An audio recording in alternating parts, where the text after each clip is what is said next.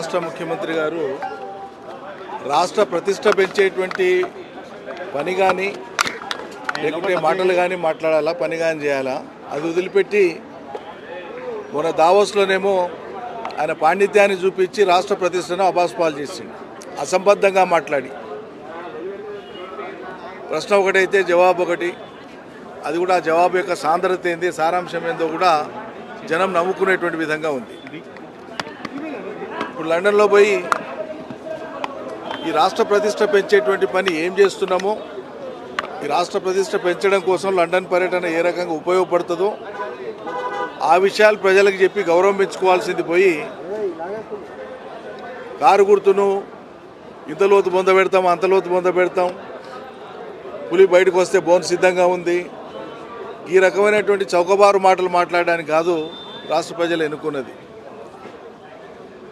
అయా స్వామి, మీరు కాదు, మీరు గురువుగా భావించి లేదా మీరు గురువుగా నమ్మినటువంటి చంద్రబాబు నాయుడు గారే కేసీఆర్ సంగతి చూస్తా అని చెప్పి ఈ రాష్ట్రం నుంచి పలాయనం చిత్తగించాల్సినటువంటి దుస్థితి ఏర్పడ్డది. ఆయన సారథ్యం వహించి ఓ ప్రపంచపు విజనరీ అని చెప్పి ఆర్టిఫిషియల్గా పేరు తెచ్చుకున్నటువంటి మీ నాయకుడు ఆనాడు తన పార్టీయే తెలంగాణ ప్రాంతంలో అంతర్ధానం కావాల్సి వచ్చింది. రాష్ట్ర విభజన ఎట్టి పరిస్థితుల్లో చేయనని చెప్పి తప్పని పరిస్థితులలో ప్రజా ఒత్తిడికి తలొగ్గి కాళ్లబేరానికి రావాల్సిన పరిస్థితే చంద్రబాబు నాయుడుకి వచ్చింది ఆ రోజు.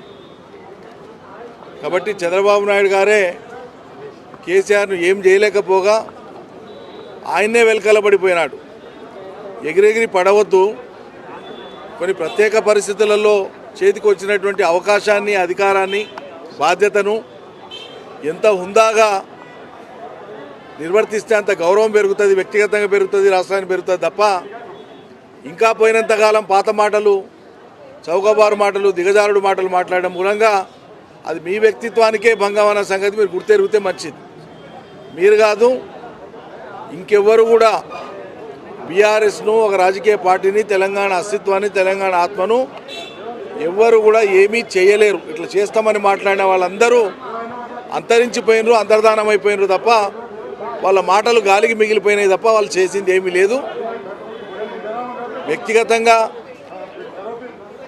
ద్వేషపూరితంగా నిందాపూర్వకంగా మాట్లాడేటువంటిది పక్కకు పెట్టి వచ్చిన అవకాశాన్ని సద్వినియోగం చేసుకొని మరింత అవగాహనను పెంచుకొని అవసరమైనటువంటి సందర్భాల్లో నిపుణుల సూచనలు, సలహాలు తీసుకొని ఈ రాష్ట్ర ప్రతిష్టను పెంచే విధంగా ఆలోచించమని చెప్పి మేము హితవు చెప్తా ఉన్నాం.